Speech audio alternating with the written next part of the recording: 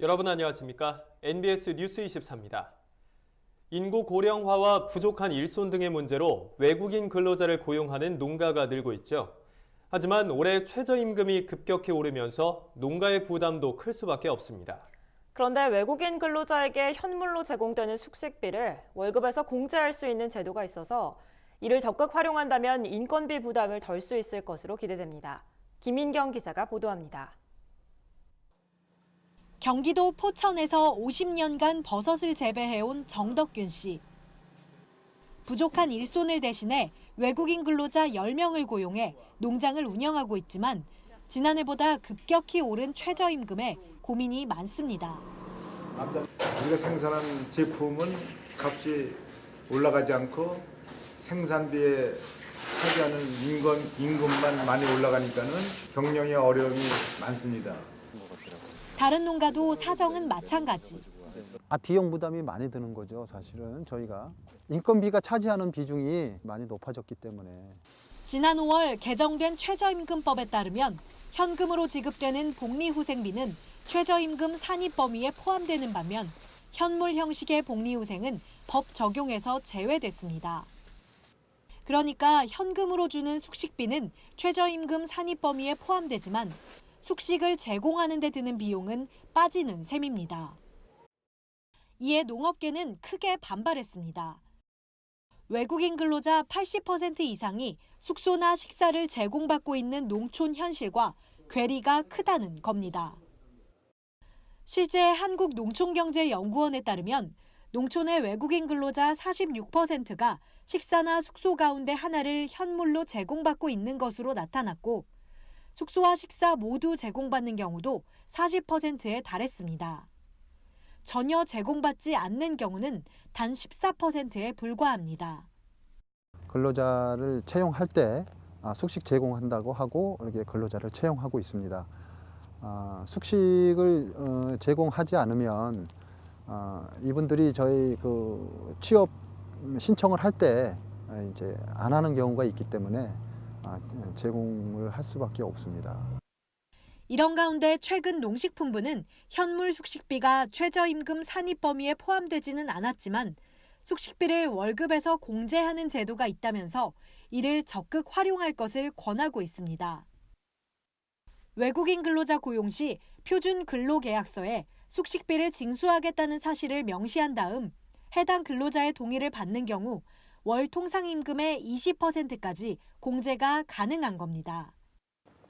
즉, 한 달 임금이 174만 원인 경우 최대 20%인 34만 8천 원 한도에서 공제가 가능한데 이 금액만큼 월급에서 사전에 제하거나 월급을 지급한 다음 근로자에게 돌려받을 수 있습니다. 단 사전에 공제하는 경우 근로자가 공제액 등을 명확히 이해할 수 있도록 자국어로 된 서면 동의서를 제출받아야 합니다. 농식품부 측은 앞으로 이 제도를 적극 홍보해 농가들이 인건비 부담을 줄일 수 있도록 하겠다고 밝혔습니다. NBS 뉴스 김인경입니다. 감자값의 고공행진이 장기간 이어지고 있습니다. 올해 초 가격이 크게 오르면서 이른바 금자로 불렸던 감자값이 또다시 올라 그 배경에 관심이 쏠리고 있는데요. 감자값의 상승세 언제까지 계속될까요? 신건 기자가 알려드립니다.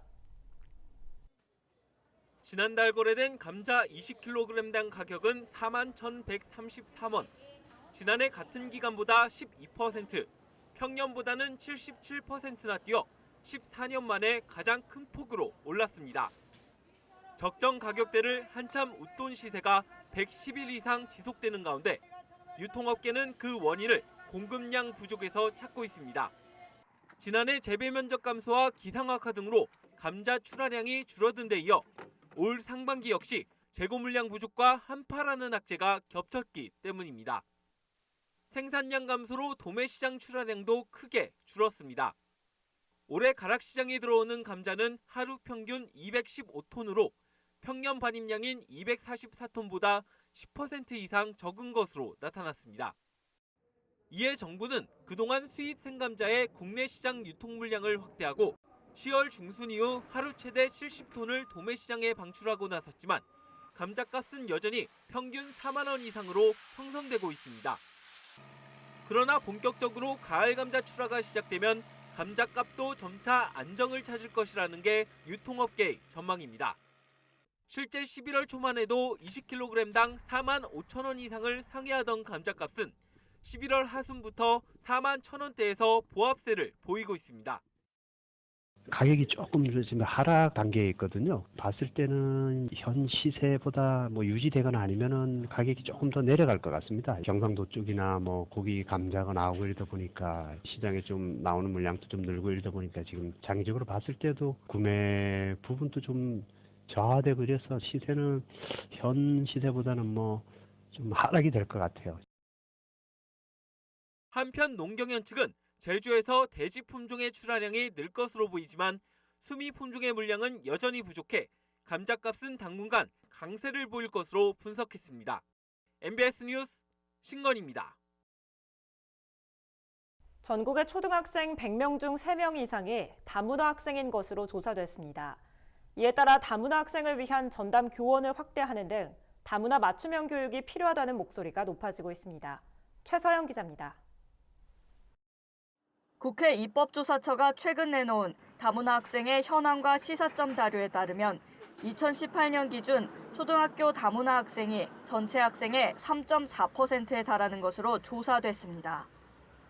전체 다문화 학생의 수도 꾸준히 증가하고 있는데 2012년 4만 6,900명이었던 다문화 학생은 2018년 12만 2,212명으로 6년 만에 2.6배가 껑충 뛰었습니다. 학력 인구는 줄고 있는 반면 다문화 학생은 매년 10,000명 이상씩 꾸준히 증가하고 있는 겁니다. 전체 학생 중 다문화 학생이 차지하는 비율이 높은 지역은 주로 농촌입니다. 전남이 4.3%로 가장 높았고 충남 3.3%, 전북 3.2%, 경북 3% 순입니다. 부모의 출신 국적은 중국이 32.5%로 가장 많았습니다.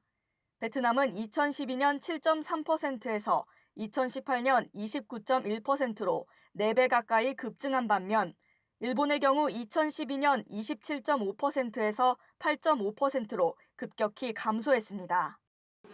이처럼 다문화 학생이 꾸준히 증가하고 있는 추세에 맞게 국회 입법조사처는 다문화 학생을 위한 맞춤형 교육이 이루어져야 한다고 강조했습니다. 지역에 따라 다문화 학생의 유형과 분포 양상의 차이가 있기 때문에 지역 특성에 맞는 맞춤형 교육이 이루어질 필요가 있습니다. 다문화 밀집 지역에 대해서는 전담 교원과 지원 시설을 우선 확충하고 일반 학생들이 참여하는 이중 언어 교육이나 글로벌 문화 이해 교육을 확대하는 등 다문화의 강점을 강화할 수 있는 특화된 교육과정 운영이 필요합니다. 다문화 학생의 수가 점점 늘어나는 만큼 학생들을 위한 다양한 정책이 필요할 것으로 보입니다. MBS 뉴스 최서영입니다. 앞으로 지역농협 농약 업무 담당자들의 방제 처방 분야 전문성이 높아질 것으로 보입니다. 농협경제지주가 내년부터 식물보호산업기사 자격증 취득을 지원하겠다고 밝혔습니다. 보도에 최다혜 기자입니다. 농협경제지주가 지역농협 농약 업무 담당자들의 역량을 높이기 위한 프로그램을 도입합니다. 바로 국가가 공인하는 식물보호산업기사 자격증 취득 과정으로 농협은 매년 4월부터 7월까지 3개월간 담당자들을 교육할 예정인데요. 내년 1월 1일부터 시행되는 농약 허용물질 목록 관리제도, 즉 PLS 시행 계획에 맞춰 추진하는 겁니다. 한국산업인력공단이 주관하는 이 시험은 동영상 강의를 통한 이론학습과 집합교육 등이 병행됩니다.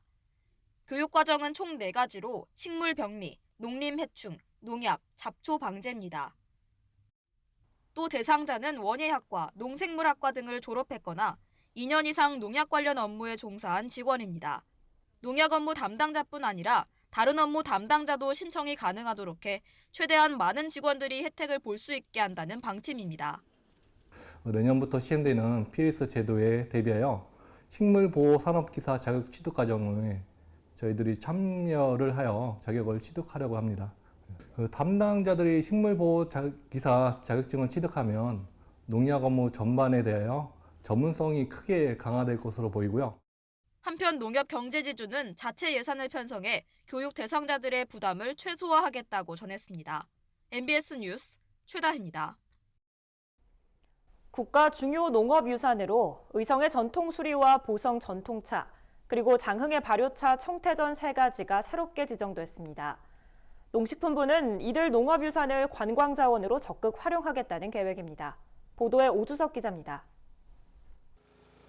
국가 중요 농업유산이란 농업인이 오랫동안 형성해온 농업자원 가운데 전승할 가치가 있다고 인정되는 농업유산을 말합니다. 농식품부는 이 국가 중요 유산을 2013년부터 선정해 왔는데 최근 3가지를 새롭게 지정했습니다. 먼저 경북 의성의 전통 수리 농업 시스템은 강수량이 적은 불리한 농업 환경을 극복하기 위해 삼한시대부터 축조된 수리시설입니다. 금성산 고도에 따라 하라비못, 아비못, 손자못으로 이어지는 연속 관계 시스템을 구축해 벼에 이어 한 지역만을 이모작하고 있습니다. 특히 저수지에 설치된 수통과 모종이 수로와 밸브 역할을 하면서 따뜻한 상층부의 물이 먼저 논에 공급돼 벼의 냉해를 막을 수 있도록 설계되었습니다. 그런가 하면 전남 보성의 전통 차농업은 과거 부족한 농지를 대처하기 위해 산의 비탈진 면에 조성한 계단형 차밭입니다. 2013년 미국 CNN이 선정한 세계의 놀라운 풍경 31선에 선정됐을 만큼 훌륭한 경관으로 높은 평가를 받았습니다. 무엇보다 등고선에 맞게 수평을 유지하며 폭 2m 간격으로 층층이 조성돼 과학적이며 견고한 것이 특징입니다. 또 전남 장흥의 발효차 청태전은 구멍이 뚫린 엽전 모양으로 빚어져 발효되는 전통차로 기지나무와 소나무 등 수목 하층부의 차 재배 환경을 조성하는 독특한 제조 방법이 유지돼 중요 농업유산으로서의 가치를 인정받았습니다. 국가 중요 농업유산으로 지정함으로써 농업인들은 자부심을 갖고 일반인들은 농업의 가치에 공감하게 됩니다. 특히 부가가치 제고와 관광자원으로 활용함으로써 농촌 지역의 공동체 유지와 지역경제 활성에 기여할 수 있도록 앞으로도 우리 부에서는 지속적으로 가치 있는 농업유산을 발굴, 보존할 계획입니다. 국가 중요 농업유산이 지역에 활력을 불어넣는 새로운 관광 자원으로 활용될 것으로 기대됩니다. MBS 뉴스 오주석입니다. 문경시가 드론 산업 활성화 방안을 마련하기 위한 문경 드론 포럼을 개최했습니다. 이 자리에서 전문가들은 문경의 특성을 살려 관광과 농업을 중심으로 하는 드론 산업을 제안했습니다. 홍정표 기자가 보도합니다.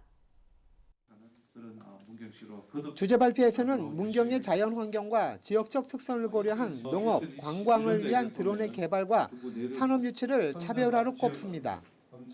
새로운 드론 산업의 유치를 위해서는 끊임없는 관심과 제도의 보완을 요구하기도 합니다. 가장 좀 문제가 되는 부분들은 아주 조례, 각 지자체 조례 이런 게 없기 때문에 그 예산이라든지 또 담당 공무원들이 조금 더 드론에 대한 인식을 가지시고 산업 활성화를 위해서 노력해 주시면 고맙겠습니다.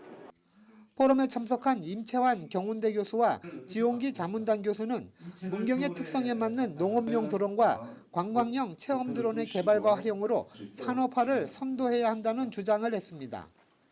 드론은 게임, 항공 촬영, 재난감시 등 200여 가지 이상의 활용도를 보이고 있지만 관련 소프트웨어의 개발에 따라 그 활용도는 무궁무진합니다. 문경시는 드론 포럼을 통해 지역의 산업화 가능성을 찾고 있습니다. 특화된 드론 활성화 사업을 준비하고 있습니다. 앞으로 경북 북부권의 드론 산업 중심지로 성장하기 위해 노력하겠습니다.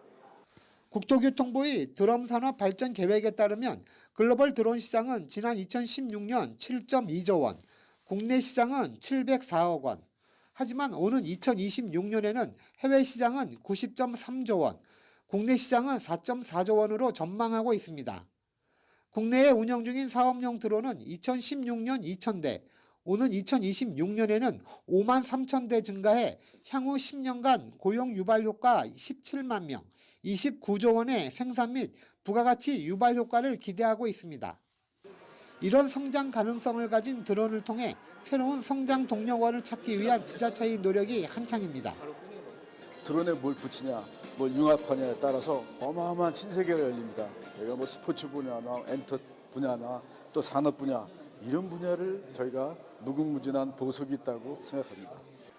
드론을 통한 지역의 새로운 산업 창출, 문경 씨의 이러한 노력이 어떤 결실로 맺어질지 주목됩니다. 헬로티비 뉴스 홍정표입니다. 다음은 지역 뉴스입니다.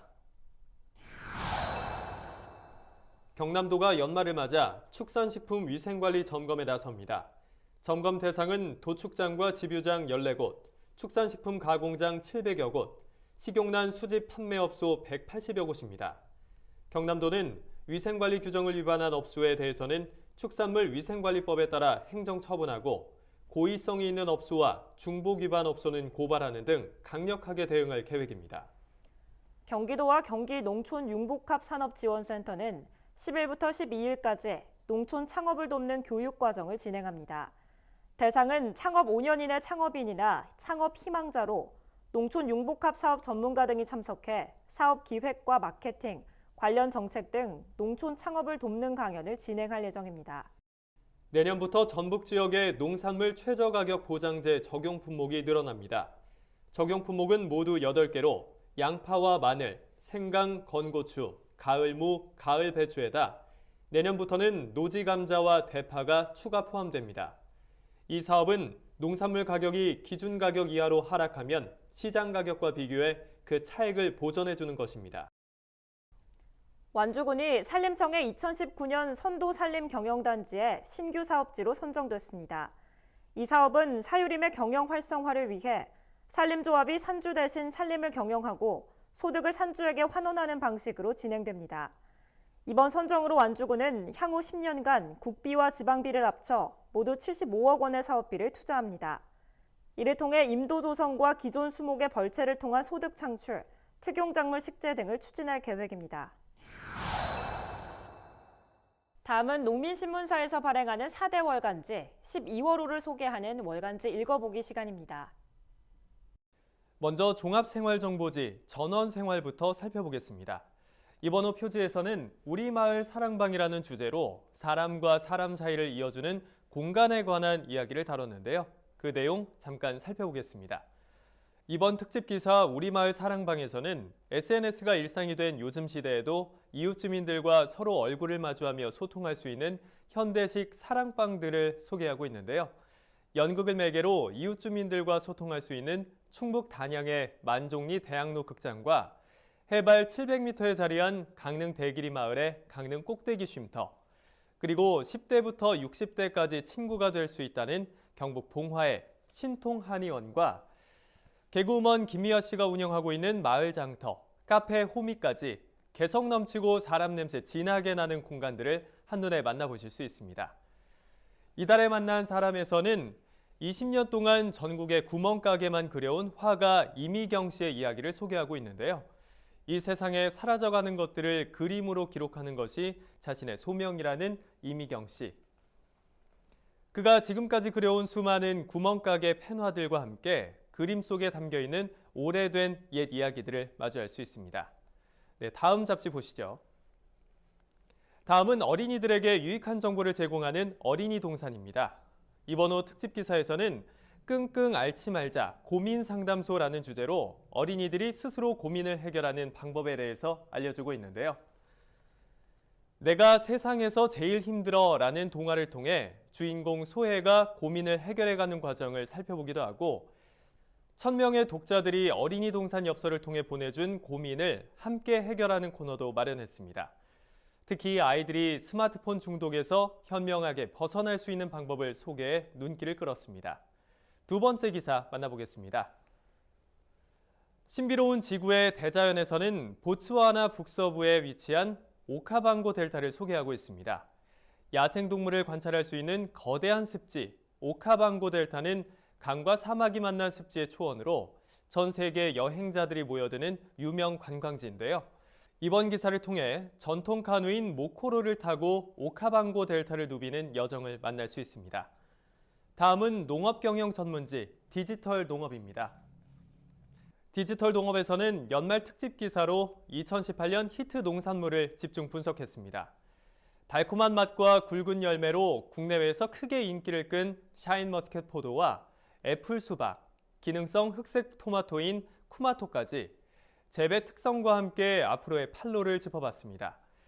또 간편하게 요리해 먹는 생식용 채소와 발암물질과 카페인 걱정 없는 생들기름과 작두콩 차에 관한 정보도 함께 보았습니다.